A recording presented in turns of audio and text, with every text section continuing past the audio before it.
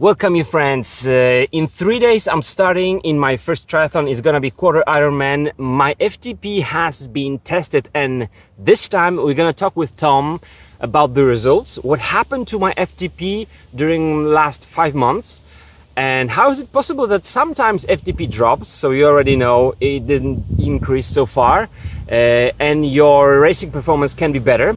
And at the end, Tom will explain some FTP protocols, and then I will tell you also just a little bit about how different protocols can actually influence what your FTP result will be. Let's jump right into our discussion.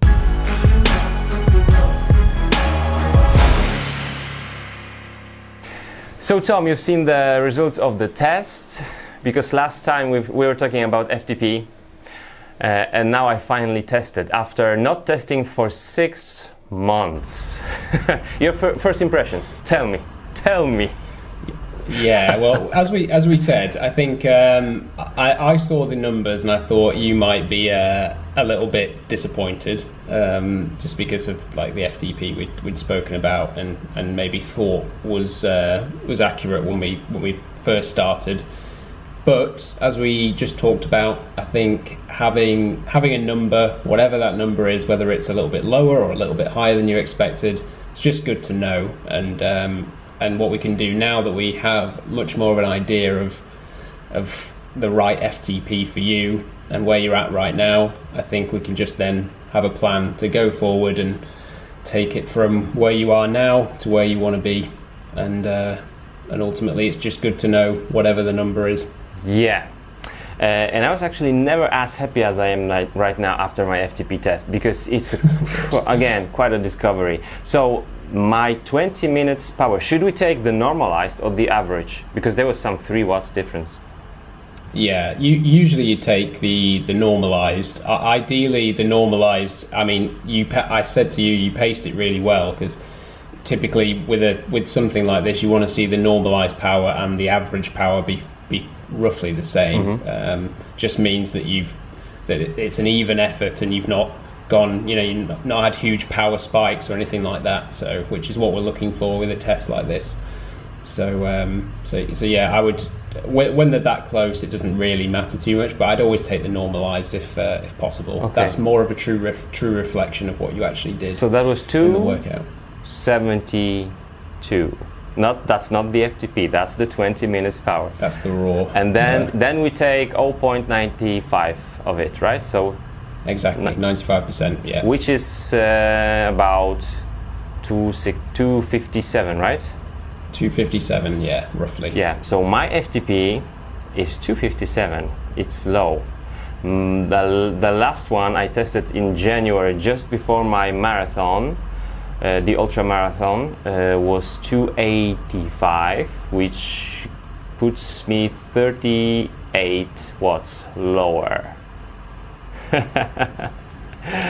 Yeah, seems that way. Yeah, we talked with Tom about that a little bit, but the main thing here is, how is it possible that I could not even get nearly my results in January from what I can do right now, and I could still be losing so many watts, like 38? That's a huge amount of power. Can you comment on that, Tom? Yeah, so I think it reflects the fact that FTP can't give you an entire picture of where you are fitness-wise. I think there's different parts of it, and FTP tells you about kind of one part. It's important. It's good to know, and it's good to base the training around, or have an initial baseline to base the training around. But you can improve in other areas that are sometimes more specific to the sport that you're doing. So for mountain bike, there is a lot of anaerobic efforts involved. There's and there's other factors that. So for in a mountain bike race, for instance, if we were looking at performance, we can say that if your technical skills improve lots over the course of 6 months, you can see good results, even if the FTP or that side of the fitness might be going down, you can still get better. In terms of the FTP itself, I think it's probably reflective of the training that you were doing. So high power, high high intensity efforts will improve and maximize things like your anaerobic capacity and potentially sprint power and force generation, all this sort of thing. But that might not necessarily be reflected in the actual FTP result. So it's not that over the whole spectrum of your fitness that you've come down. It's maybe just that in the FTP side of things, you've been focusing in other areas. And I think when we talked about when you looked at the lap times that you'd done and you noticed that you did a really fast initial, first lap, and then the second lap was maybe a little bit slower than that. And as the race went on, the times got a little bit slower. Mm-hmm. Again, that would give more evidence to the fact that the maybe aerobic endurance and those things associated with FTP are maybe something to work on. Some of my tracks, I've been doing the testing outdoors, mountain bike tracks, were about 10 minutes and 20 seconds. Now I'm doing it in 10 minutes 4 seconds. 16 seconds is a lot. Some are about 18 and a half minutes. Now I'm doing it in 17 minutes, which is a lot. But as you're saying, if my FTP was higher, then doing a lap after lap after lap after lap would be much more consistent, right?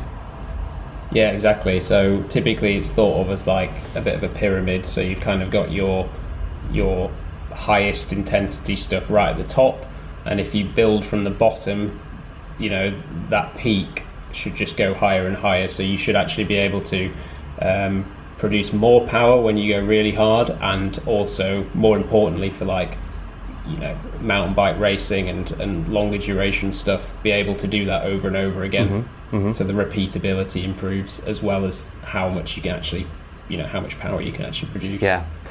And I am very happy that we're talking about it, Tom, because there is so little info online about MTB training. Everyone says FTP, and then from the FTP there is so many different programs built on Trainer Road, on Zwift, on any platform, that are actually made more for road cyclists.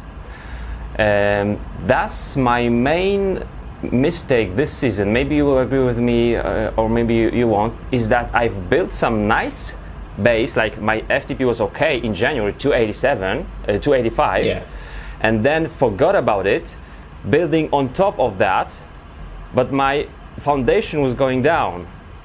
So probably if I just try to sustain that FTP, doing maybe one workout a week, focusing on that, I would be much further today. What do you think about it? Yeah, I would say that's probably true actually. There's a few with good cycling training. There's quite a few contradictions and things that don't intuitively make sense, and one of those is that some of the training that you need to be doing isn't reflective of what you actually do in a race. So you'd think intuitively that just doing high power efforts like you do in a race, if you did that every day and maybe intersperse that obviously with some rest, would be the best training, because it's you're doing exactly what you're going to be doing in the race.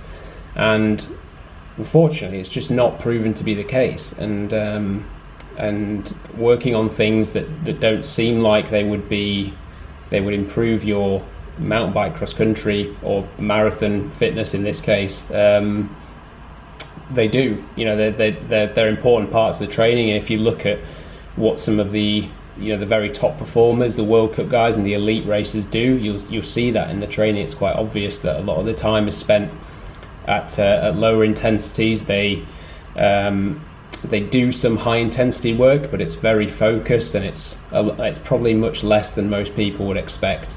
And it's not that the intensity is not important. It's just that there's only a certain amount of times and a certain amount of accumulated time you can spend in a week going really hard before you're essentially not really getting any fitter. Mm-hmm. And by doing more, you're then starting to ignore some of this other stuff because you don't have the energy, or you maybe don't have the training time.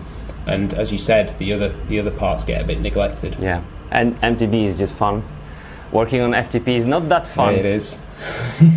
not that much fun. Yeah, I was telling my wife quite often that I don't know why I don't recover as well as I would like to. I mean, it's much better because I've changed my diet and my overall like living style, so it's much better than the year before. But still, sometimes I would have my intervals planned, and I was not able to sustain that amount of power, thinking that it was a zone 5, whereas it was probably zone 6, or where I've put some intervals for me for zone 4, it was zone 5. Yeah. So yeah, exactly, and it's as we talked about before, even slight differences in wattage when you're talking about, you know, being around or over lactate threshold and into the VO2 max area, even slight differences in power there can make a huge difference to what you can actually achieve in that workout. So if a VO2 max workout's 5 or 10 watts too high, you go from being able to do maybe 6 times 3 minutes to maybe getting halfway through the second or third interval, and you're completely cooked. Yeah. And you've maybe done half or even less than half of what the volume that you need to do to see those kind of adaptations. So it makes a big difference to the adaptations that you get from that training session, as well as probably motivation as well, because you think, like I just can't do this, I should be able to, is my fitness going down, and all this kind of thing. And it's probably I'm old. I'm old because I'm my wife it. says don't compare yourself to the 20 years olds. That makes me angry. Yeah, I'm 39 years old, and of course I probably do not recover as quickly as when I was 18, probably because my diet is much better than when I was little, much better. Couldn't even compare that. But yes, with age we are aging, right? So we don't recover as quickly. But if your FTP is wrong, your power zones are wrong. So if they are wrong, your training is wrong, basically. Yeah, true. Yeah, exactly. The recovery is definitely something that most people don't talk about as well. So they maybe, as you say, don't account for the fact that they're not recovering quite as fast, maybe because of age, maybe because they're other things in their life like work and family, the commitments there have gone up, and there's more stress coming from other parts of their life, which, you know, when you look at it, the body, even though there's training stress, the stress that you get from workouts and emotional stress and life stress from work, it's all the same kind of stress on the body, really. So if you have demanding things going on outside of training, that's going to affect the rate of your recovery. And if you're not recovering, if you're doing too many workouts and you're not recovering adequately, then you just go into the next one, you can't quite do it to the same level, and then that just compounds over time. So it's, as you say, if you can focus on getting the recovery right and then dialing in the training as well, then you've got a winning formula there. And so here is something I've mentioned already to you, I think, and to my viewers. Guys, that's the bike which I'm gonna get when we get here. 300 watts. That's a lot of work to do, but since I had 285 on January, I'll be able to get back to that level and go further this season. I'm pretty sure about that, because we'll be focusing on that. Yeah, I think the more that we're really looking at your training now and learning more about you and all these things, and putting in place a properly structured plan that's aimed squarely at that kind of improvement, I really don't see why we can't do that. Yeah. So since I have that triathlon on July 6th of July, that will be Saturday, we will be focusing mainly on my FTP, right? And then we'll. Yeah, I think with the triathlon, we're not peaking for it quite in the same way as we will do for the A priority, which is the national champs. So yeah, we'll almost use that as a bit of a hard training session as well, which will help with things like improving that that FTP and lactate threshold. But yeah, certainly up towards that race, and then probably slightly beyond it, we'll be focused on, again, building that better kind of foundation. And then once we get close to the cross-country nationals, that'll be then when we both taper down and make the training more race specific.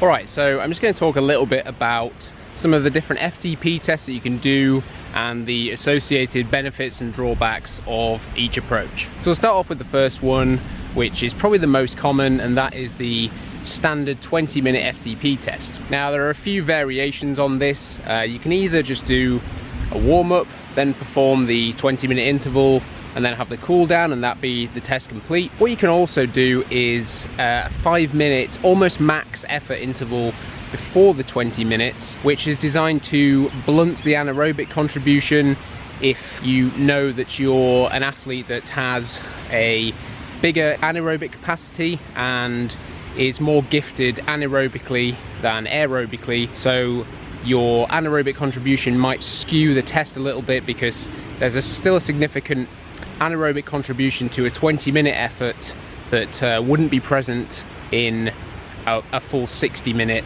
effort. So when you're actually testing for the first time, it makes sense to do both of these to see what the numbers show and compare the results. The 20-minute FTP test was really developed to get around the problem of the 60 minutes being mentally and physically tough, but also if you do these tests outside, it's often easier to find a 20-minute stretch of road or trail that's uninterrupted, or maybe is just a consistent gradient, rather than a full 60 minutes.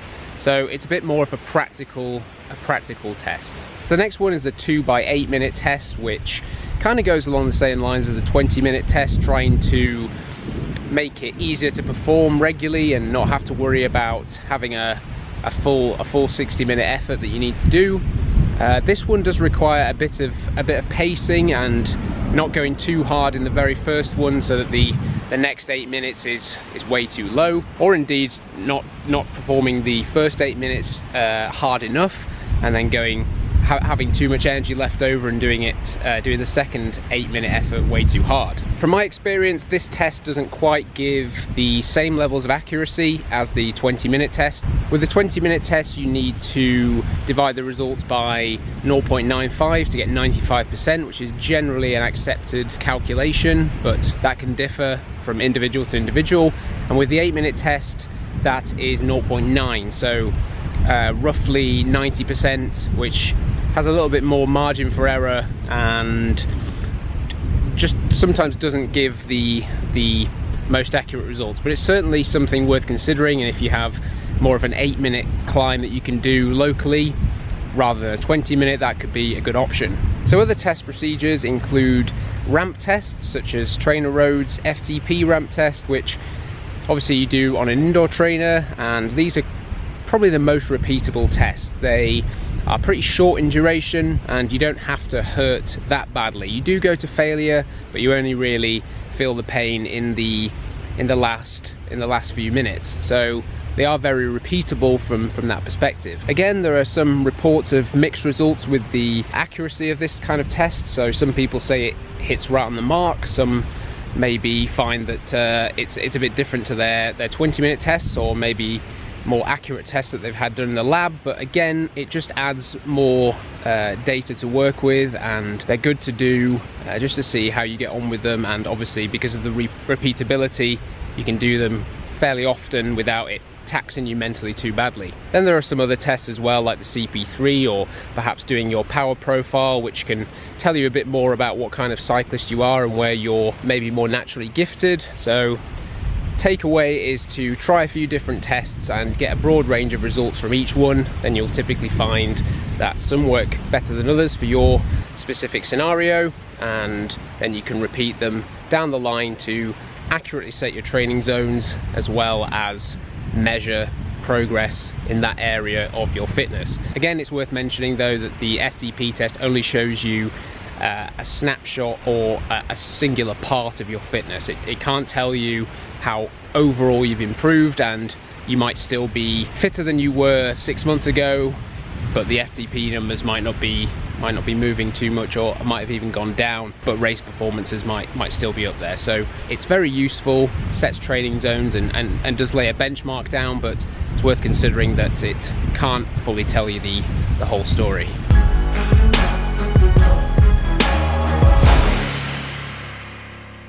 What I can add to these protocols is that the 20-minute test in my personal training experience has been the best, because the training zones that I set according to the FTP measured in the 20 minutes test are the zones I can sustain, I can train according to them. When I do 2 by 8 minute test, my FTP seems to be higher then, and so my training zones are higher, and then especially the VO2 max intervals, this is just a couple of watts, but it does make a difference whether you have to go for, let's say, 90 seconds 3:25 or 3:31, so that it does make a difference. All those who are measuring FTP, let us know what protocols do you use, what is your FTP, and I can guarantee one thing: if you're just getting into training, you're getting excited about it, you'll be asking everyone, what's your FTP? You will be pushing FTP hard. This is not the only thing you want to focus on. Focus on having fun on your bike, that's very important, but FTP, measuring FTP regular, like every 6-8 weeks, does make a difference in your training, and it is really helpful. So let us know what is your FTP according to what protocol. And next Saturday, in just 3 days, I'm gonna start the Ironman. It will be July the 6th and then July 20th, Nationals. Do you also have Nationals, cross country, whatever discipline now in July in your country? Let us know and see you soon. Bye bye.